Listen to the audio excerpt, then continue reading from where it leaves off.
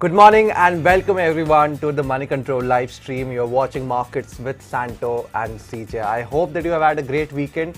It looks like we are going to have a very strong start this morning and through this week. But before that, let's look at what we have in the spotlight today. And in the spotlight, we are putting Life Insurance Corporation after reports came out that the company is considering a possible bonus issue and also raising its dividend payout to assuage a lot of the concerns that investors have over the stock performance that we have seen from the stock since the time it got listed back in May earlier this year. If you look at the stock performance since then, the stock is down about 30% from its listing price of 949 rupees.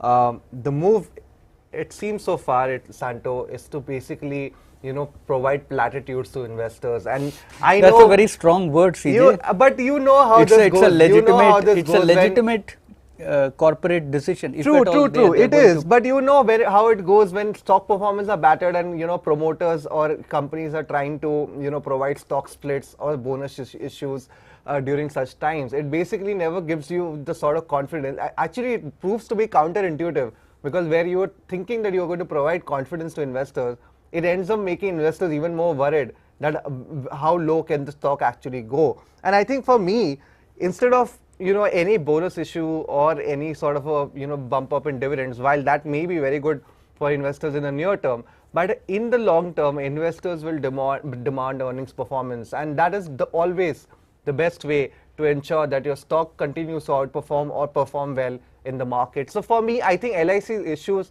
at this point of time are largely related to the earnings performance, the expectation around the company itself, also the sector at large. It's not that LIC alone are underperforming. If you look at life insurance companies in general in the listed space, they are all by and large underperforming the overall market, barring the exception maybe of SBI Life. So at this point of time, it just seems that investors are not that interested in this space, and LIC having that PSU tag, being probably one of the only companies within the private sectors, within the life insurance space that has been losing market share over the years, is probably suffering the worst of both worlds. Well, some fair points there, CJ. Yes, no doubt the stock has been now struggling for quite some time, and investors who put in money, they would really be disappointed given the way the stock price has fallen. But that said, a couple of things here. Now, how do you look at LIC from here on? You can either look at it as a long-term investment, and there are merits for that given its dominant market position and all that.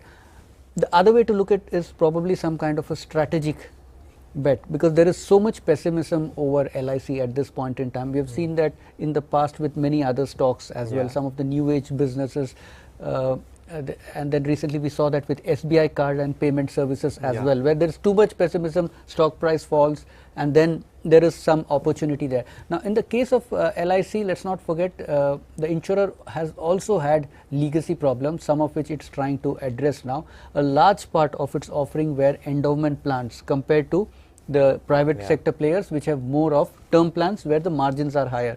Now, LIC is trying to change that. It's still work in progress at this point in time. Also, the first quarter numbers from LIC were not all that inspiring. So, it's very hard to make a spirited defense for LIC at this point in time. The numbers were pretty average, and I would say that unless you see the second quarter numbers, it's very hard to make if the company's change in strategy is working or no.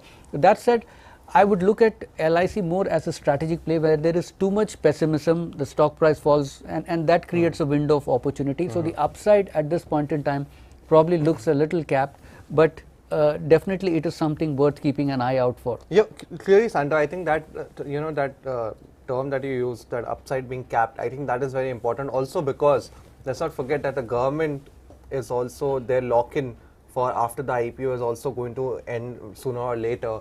Probably after, I think in the case of promoters now 6 months. After 6 months, I think your IPO lock-in ends. So clearly, the government also wants to pare down its stake. That was the the initial always the idea that you list a company. If there is a decent stock appreciation, then you take advantage of that. You pare it even further. And in the LIC's case, let's not forget that LIC was sort of an exception, because generally when a company comes to the public market, you have at least 10% of the equity stake already as a free float. In LIC's case, that was very, very small. It was less than 5%. So therefore, I think the government also would want to capitalize on LIC's general, the fact that it is listed and want to pare down its stake even more and increase the free float, which will generally be very important for it to be included in, say, a lot of the global indices such as the MSCI indices or the FTSE indices, which can lead to a lot of foreign inflows from passive, investors. So overall, I think at this point of time, I just don't feel that even if the bonus issue or the dividends were to come in, I think it's going to do much in the longer term, or at least for the next 12 months, until unless the company is going to show signs that earnings revival or the strategic shift that is trying to make in terms of its revenue mix. I think that is coming through in the earnings going ahead. Well, probably the dividend might entice some buyers for sure, but CJ, I don't think just a bonus issue is a good reason. And Absolutely. if somebody is looking to put money in LIC purely because there's a bonus issue on the cards,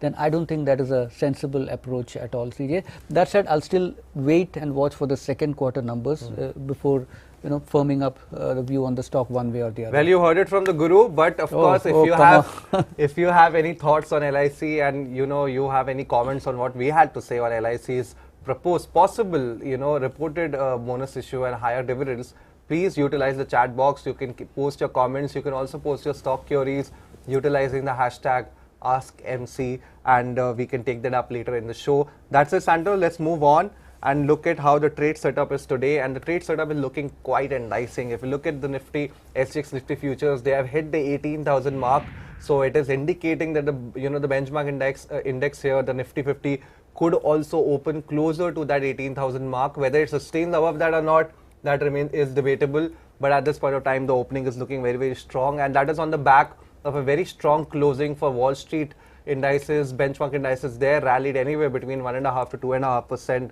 on Friday on the back of very strong economic data as well as corporate earnings coming through. After that, the decimation that we have seen in some of the tech names, some of the other earnings that have come out from non-tech companies and index constituents there has really raised hopes in the US. Apart from that, very surprisingly though, US bond yields did rise on the back of that strong economic data, because that basically confirmed that the Fed will have to continue to raise rates. Apparently, Goldman Sachs has now said that they expect another 25 basis point rate hike, despite expecting 75 basis point rate hike this week, 50 basis point in December, 25 basis point in March. So therefore, there is an expectation that rates are only going to remain higher and stay there for a very, very long time. So Santo, the setup is still, although it's been negative from one point of view, it still seems like bulls are going to party all through the week. Well, at least I don't know about the week, but today definitely the force seems to be with the bulls at this point in time. Absolutely. And 17,800 is one level which the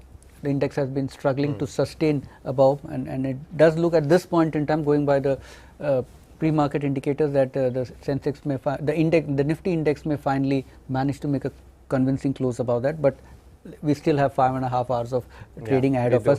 That said, CJ, there was an interesting article in the Business Standard today which analyzed the companies that had come out with the report with earnings so far in the second quarter. Now, according to the Business Standard report, out of 441 companies which have announced their numbers, the aggregate profit growth, actually, the growth has been the lowest in 9 quarters. And if you look at it sequentially, there's been actually a decline in earnings. So that, CJ, that's something that I've been making a point about, that, valuations, right? If growth is slowing, then does it kind of make sense to assign the same valuations that you were giving till about a quarter back? That is true. I think, Santo, a lot of that also is due to the fact that margins in this quarter were expected to be at the margin pressure was expected to be at its peak in this quarter. A lot of analysts did suggest that September quarter will be the last of the worst of margin pressure that you see, and then going ahead from October and December, December and March quarter onwards is when you start seeing upgrades happening, because margin pressure will start going down sequentially. I think that is also one of the arguments that the market has made in favor of valuations being at the levels that they are, and I think that is one of the reasons why you're seeing not too much downgrades to Nifty EPS, because the view in the market still is that Nifty EPS will be at rupees 1,000 by December 2024. Now, if you look at it from that point of view, So any time that the index falls in the range of 16,500 to 17,000, oh sorry, 17,000, yeah, 16,500 to 17,000, it suddenly becomes, very cheap because you're trading at a multiple of less than 17 times, which is less than the longer term average. So I think valuation, I think it remains open to debate. The jury is still out whether we are expensive, whether we are reasonably valued, or whether we are inexpensive. It just depends on your investment horizon at this point of time. Well, a couple of F&O pointers there. Now, there's been a short build-up seen in futures of IPCA, Alchem, Trent, Grasim and Persistent System, and likewise there's been a long build-up seen in futures of Bosch, Honeywell Automation and United Breweries. Well, moving on to the newsmakers of the day, and the first up is from the PSU space, that is Indian Oil Corporation. Now the company will be in focus, stock will be in focus after reporting what seems to be better than expected Q2 results. Santo, the company was expected to report a net loss of 10,000 crore, almost nearly 10,000 crore, or even a little more than that, but it has ended up reporting net loss or reported net loss of only 272 crores in the second quarter. That was largely due to the one-time grant on LPG subsidy that the company has received from the government, which is almost close to 10,000 crores. But if you take that grant away, Santo, the company's net loss for this quarter would actually be closer to 13,000 crores, which will be actually higher or much worse than what the market was working with. So overall, if you look at the top line growth, that was very strong.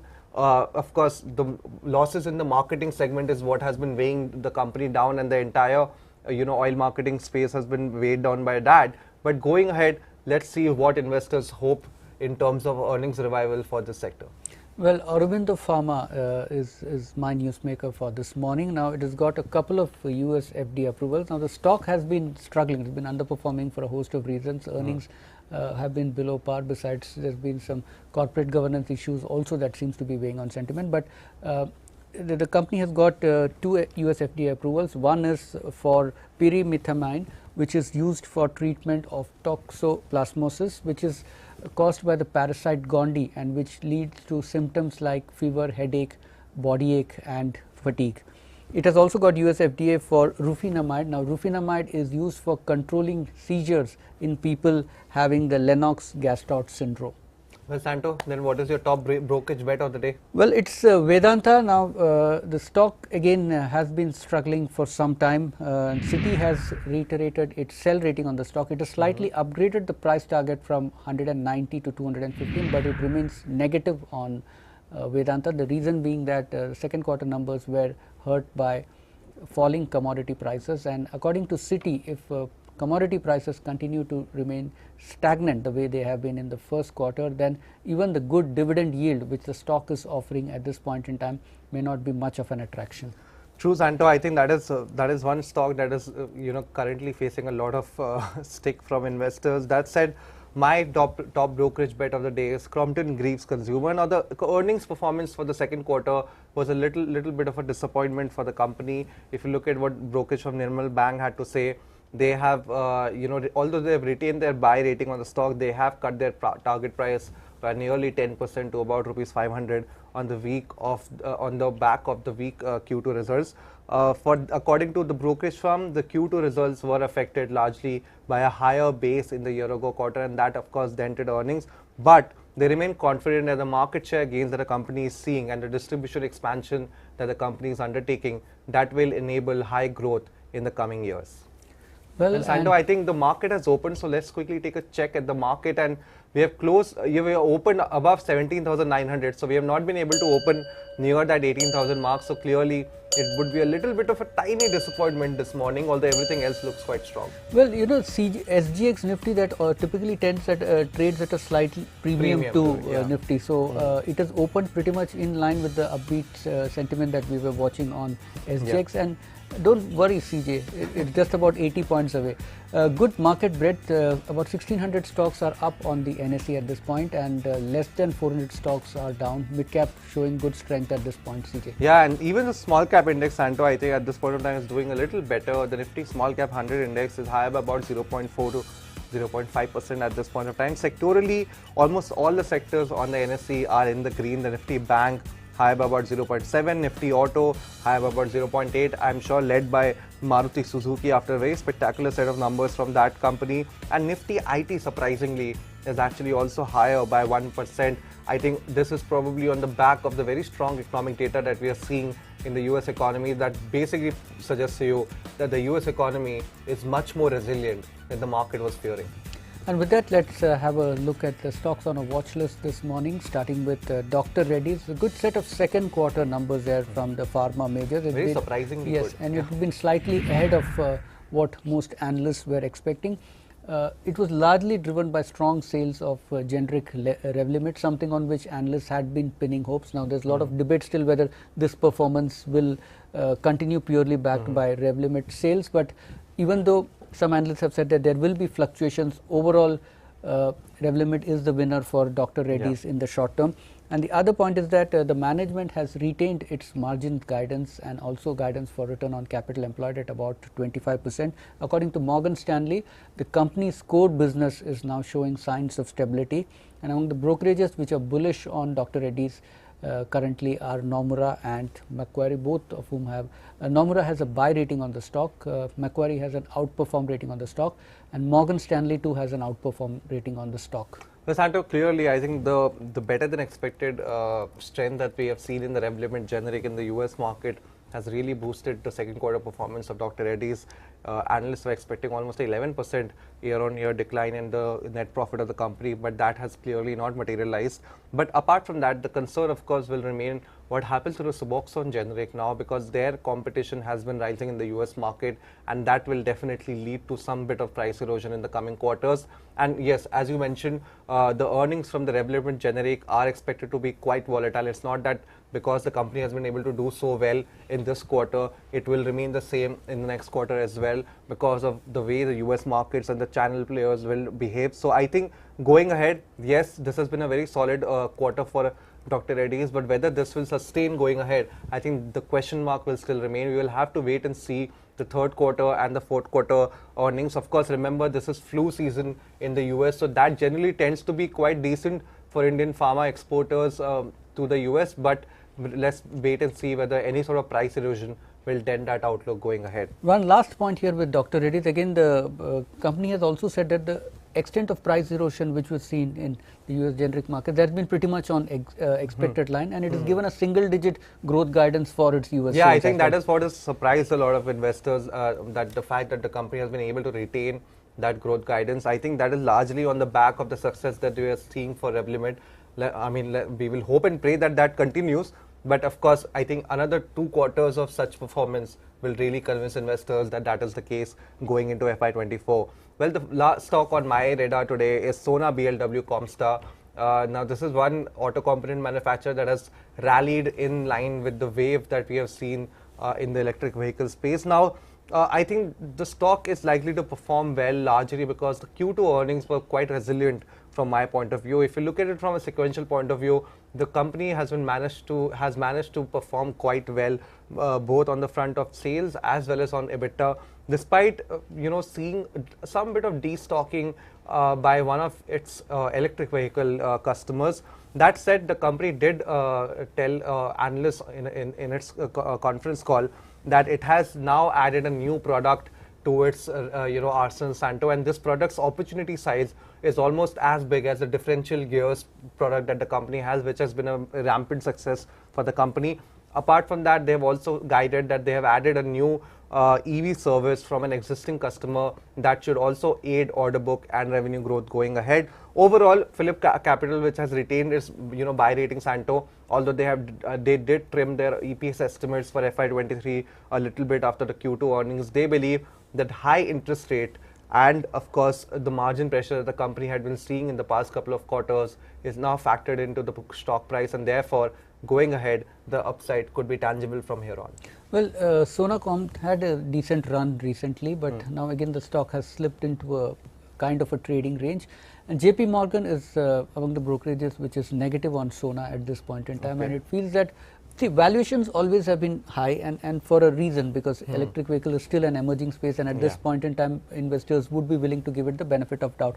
Now, the point JP Morgan is making is that valuations are high and you're not seeing the kind of earnings momentum. Now, the first 2 quarters have posted decent numbers, but whether this will continue into the second half also, that remains to be seen. And according to JP Morgan, the street appears to be factoring in a 30% growth in revenue sequentially. At least that is what the valuation seem to be implying. And the other point which the brokerage has been making is that, valuations, when you compare it with global players in the same line of business, the premium gap is quite wide at this point. And next stock on my watch list is Blue Dart. Now, the stock had again been one of the star performers of 2022, but has come under pressure over the last couple of weeks, and the second quarter earnings does make one a little cautious. The long term drivers may still be in place, but in the short term at least, the stock appears to have peaked out. Clearly the margin pressures were evident, and this also has to be seen in the context of the cautious guidance that Delivery had given just about a week back. So the outlook for logistics sector in general doesn't appear to be all that rosy. Now, in the case of Blue Dart, it's been doing quite a few things. Some of its change in strategy, which is taking up a lot of e-commerce business, it's been trying to grow that segment. It is adding a couple of aircraft to its fleet, and the road express business, which it got into, although belatedly, is paying good dividends. But that said, if the overall industry rate is slowing down, it's very hard to see how Blue Dart can consistently outperform that. So a long term triggers, while those may be intact at this point in time, CJ, I think the near term we could see some kind of pressure. Well, I think, Santo, the post-COVID, honeymoon period that the logistics sector was going through, I think that clearly has been now can be said that it has concluded, especially after the muted guidance that we saw from Delivery, and now the below par earnings that we are seeing from Blue Dart. I think they have pointed to the fact that the higher cost in ATF fuel prices, which have not moved in line with the decline in crude oil prices. Now, this has been the case in India, wherein if you look at jet fuel prices, they have still remained quite high compared to the ongoing crude oil prices. That is largely because a lot of the airline companies or aviation companies have been trying to make up for lost ground that they had to face during the era of price control during the COVID times. Apart from that, of course, the strength in the US dollar also has negatively impacted the company's margins, and that you can see in the overall sequential margin performance and the year-on-year margin performance of the company. And given that the strength of the dollar is not going away anytime soon, and also that ATF prices are unlikely to fall meaningfully, Santo, sequentially, I feel that this pressure on margins will continue.